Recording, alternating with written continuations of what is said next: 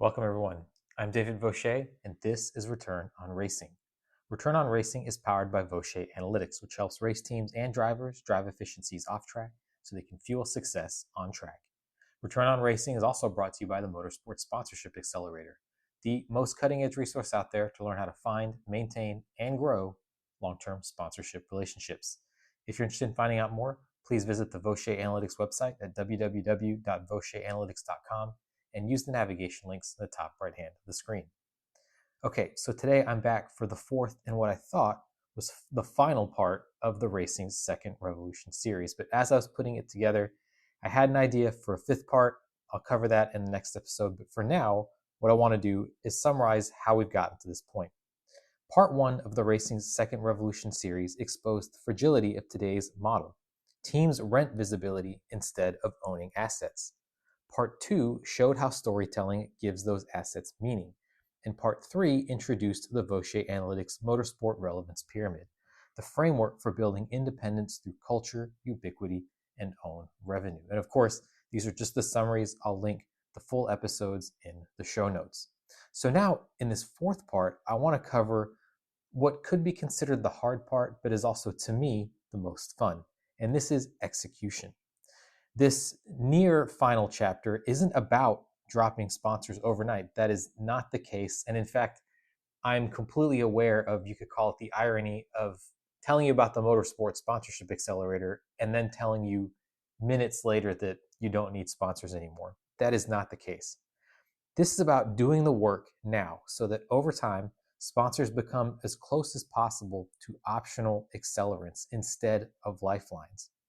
This fourth installment in the Racing Second Revolution series will cover several examples, purely hypothetical ones, to illustrate how teams and drivers at different stages of notoriety and growth can reach this point. That is to say, if not complete independence from sponsors, at least a point where they're less reliant on them or they have more ease in sourcing those sponsors.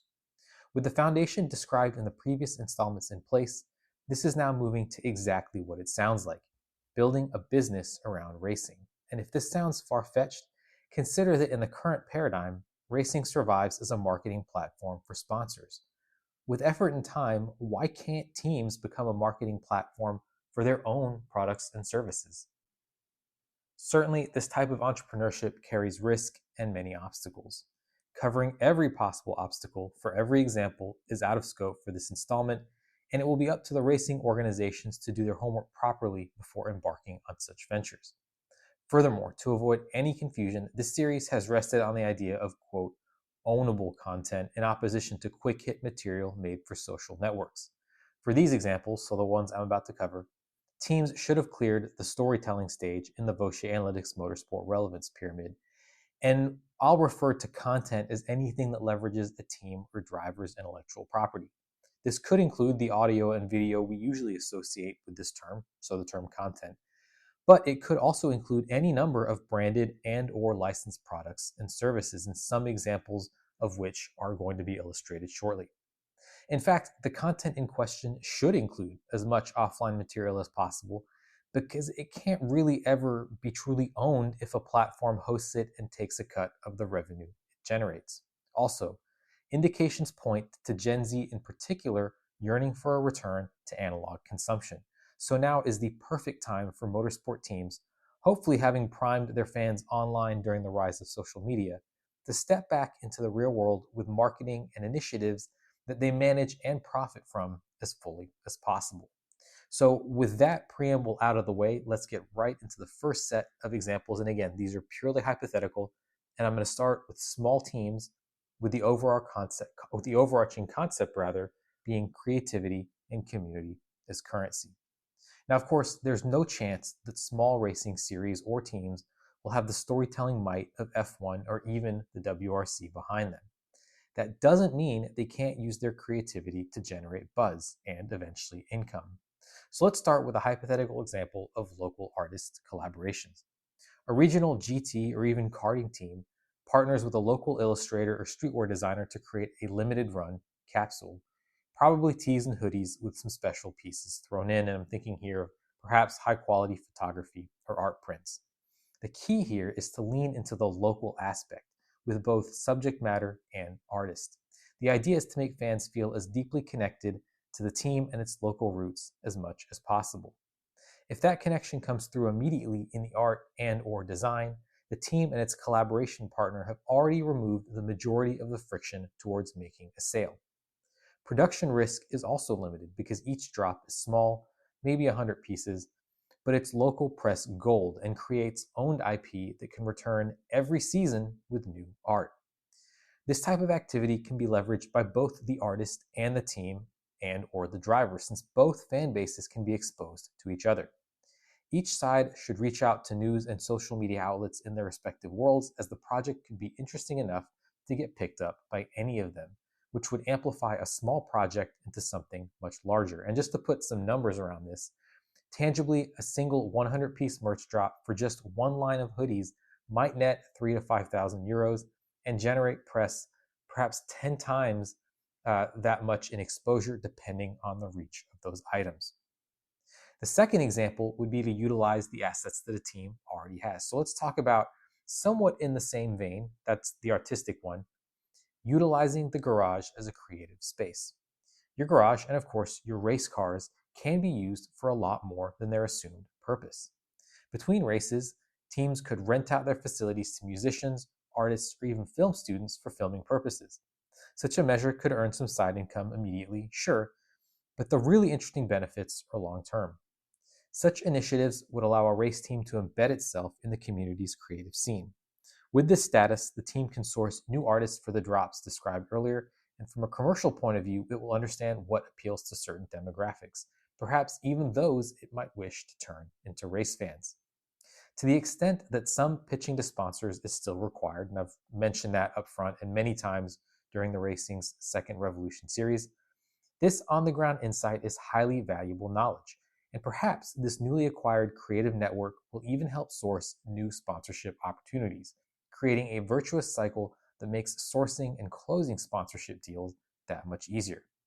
If you have ever found yourself spending days frantically dialing people tangentially associated with your network in the slimmest hope that they might be interested in sending money your way, this type of win-win networking, leveraging assets you already own, could turn into a substantial time and energy saver down the line. Let's move now to the next scale of organization, and that's going to be mid-tier or factory-backed teams. And the concept here is turning brand heritage into experiences. For factory-backed or manufacturer-aligned teams, the next step up the Vaucher Analytics relevance pyramid is also about monetizing identity through experiences, but with more ambition. These teams already have the credibility, engineering talent, and design language, but what's missing is turning that equity into owned, living IP. A great example comes from Alpine, which has begun to move far beyond traditional motorsport marketing. And while this is a brand that's involved in F1, its approach could theoretically be adopted by other factory competitors in the WEC because, of course, Alpine competes in that series as well. In 2025, Alpine opened the Atelier Alpine Paris, following up on a similar concept opened in Barcelona in 2024, and with another planned for London's affluent Mayfair area. This is an immersive brand space that merges racing, design, and lifestyle. Across multiple floors, visitors can explore show cars, try simulators, enjoy a motorsport bar, and personalized products. These spaces, crucially, are not dealerships. They're cultural hubs. The goal isn't to sell cars in this space. It's to make motorsport culture, as interpreted by Alpine, part of everyday life, which could then eventually sell more cars in the other spaces that are actually dedicated dealerships. In the meantime, Alpine can generate revenues by selling its own merchandise, hosting events, and reaching out to customers who may not have known anything about the brand before walking into the boutique. Perhaps just being eye-catching from the street is enough, and you can convert people from there. The word platform has come up often in this series, and with this space, Alpine has created an offline analog platform for itself it can leverage to deploy future marketing or sales projects. The locations for these spaces alone are indicative of a massive project budget, but actually, this kind of approach can be replicated at different scales across the motorsport ecosystem.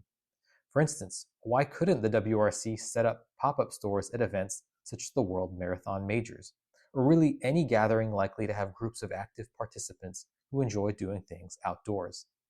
By leveraging such traveling events, series or teams don't have the high fixed costs of rent, and they can associate themselves tightly with certain events. In the above example, someone following these marathons would over time come to associate their values with those of the WRC and vice versa. These initiatives require resources, absolutely, but they also create new revenue channels such as ticketed events, product sales and licensing, and new data streams that sponsors can't or won't provide. The principle, though, is always the same. Stop marketing the racing team as nothing more than a rolling billboard and start selling what racing, and more importantly, what your brand's participation in racing represent. And that's what these Alpine spaces do so well.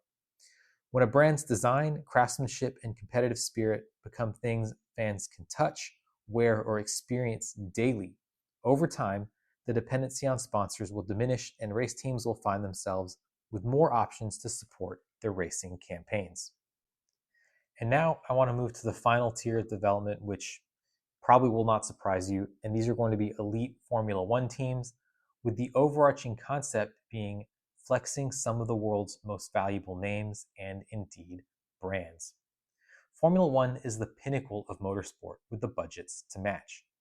Still, despite branching out commercially in ways that would be unimaginable to early F1 figures, such as Colin Chapman, who himself was a pioneer of sponsorship on race cars with the iconic but tobacco-related John Player Special liveries, well, the world still relies heavily on the sponsorship model originally laid out by Ron Dennis in the early 1980s. So Formula One has evolved quite a bit over the 75 years it's been in existence, but the commercial models actually have been pretty constant.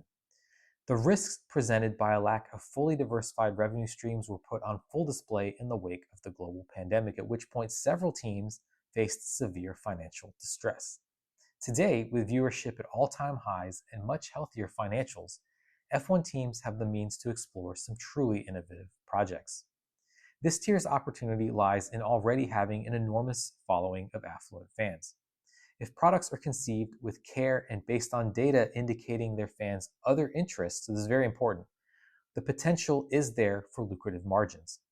The following two cases are purely hypothetical, and I want to repeat that. I have no knowledge of anything the two teams I'm about to talk about are doing. These are hypothetical, but I think they're interesting to discuss nonetheless. So let's talk about the hypothetical example of McLaren with a high-end fragrance. McLaren's brand has always been built on precision, materials, and refinement. And these are qualities that align perfectly with the world of luxury and high-end fragrance in particular, a luxury segment that happens to be fast growing owing to intensifying interest from Gen Z. Ferrari has licensed its name to fragrances for years, and these are easy to find with a quick online search, but these are priced at the mass market.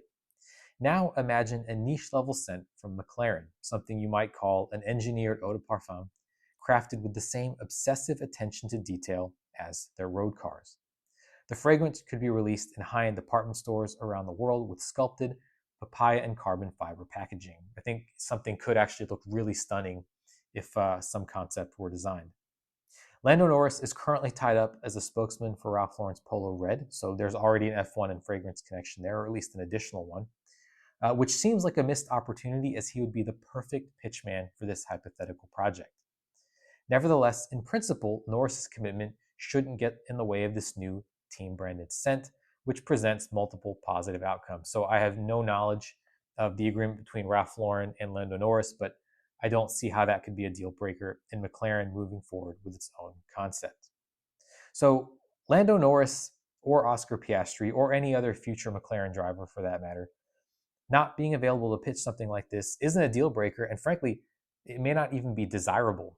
If the point of such a project is to bring in revenue for the team, not tying the product to the image of one driver, but rather the whole McLaren organization, makes this undertaking less risky. And from a strategic point of view, I think it just makes more sense. Also, where the rubber meets the road, of course, are dollars, euros, currency really. And margins on fragrance are among the highest in the luxury sector. So on a more strategic level, this kind of collaboration reinforces the halo effect of the McLaren brand while creating a profitable licensing stream entirely separate from sponsorships. So that's the first hypothetical example, and I want to take a bit of a different direction, talking about another team. And here I'm suggesting that perhaps Williams create a racing-themed children's cartoon. Perhaps it sounds outlandish, but hear me out here. If McLaren represents luxury, Williams could represent approachability and ingenuity. One way to build that identity for the next generation of fans is through an animated series inspired by the spirit of the paddock, if not its exact likeness. Picture a show following a group of young mechanics and engineers, fictional characters in the Williams and just the general racing universe who embark on adventures, solve problems, and discover teamwork through racing.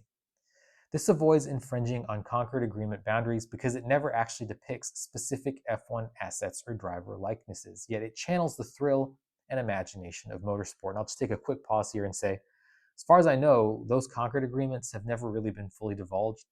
It's not exactly known what's in there. This would definitely it'd be an issue. It would have to be surmounted, but I don't think it would be impossible. And a successful series would do more than entertain. It would do several things. It would first build a pipeline of future fans and engineers irrespective of gender. And this is important because the gender mix in F1 has changed a lot and continues to change, which is fantastic for the reach and growth of the sport. Second thing it would potentially do is create constant family-friendly visibility for Williams between race weekends. This is crucial. Finally, it would generate significant opportunities for owned IP, similar to other well-loved properties such as the Transformers, the Power Rangers, and Paw Patrol, to name just a few. Really, the potential for action figures, clothing, and video games, among so many other examples, is vast, and especially when we consider that some of these heritage properties, such as the Transformers, weren't created so much to entertain first and foremost, but really just as a platform to sell toys. It's really interesting as a business model, and I think that there are things that can be used here by F1 teams, in this case, hypothetically Williams, to generate some of those independent and owned revenues. So we've gone through these three tiers of racing organizations. What's the common thread? Well, I would say it's that independence scales. From local karting outfits to Formula One giants, the path to independence looks different, but the logic is the same. Every team, regardless of size, can move up the Vaucher Analytics relevance pyramid by creating owned assets that work for them even when sponsors don't pick up the phone. For smaller teams, that might mean hustling to secure buzzworthy creative partnerships, and for the elite tier, it's about shaping culture itself. The execution of these ideas is another matter, but the more teams build their own IP, the less time they'll spend chasing sponsorship deals, and the more resilient motorsport becomes overall. With that, I want to thank you, as usual, for taking the time to listen to me here on the Vaucher Analytics podcast, Return on Racing. I hope you'll stick around with me for the next part. In the fifth installment, which I suppose is a bit of a bonus, I want to cover what I think are going to be some objections to this new business model I'm proposing. I completely understand that some of this is out of what we'll call the orthodoxy of the racing world for now, and even if I don't convince everyone, I do want to take some time and cover some of the objections that may come up in response to some of the things I'm putting forward. And that'll be in the next episode of Return on Racing, which will also happen to be the true last episode in the Racing Second Revolution series, and the last episode in the third season of Return on Racing. It's crazy to think it's come this far, but yeah, here we are. Again, I want to take the time to thank you so much for listening to this episode and previous episodes if you've been joining me for some time, and I really look forward to speaking with you on the next episode of Return on Racing.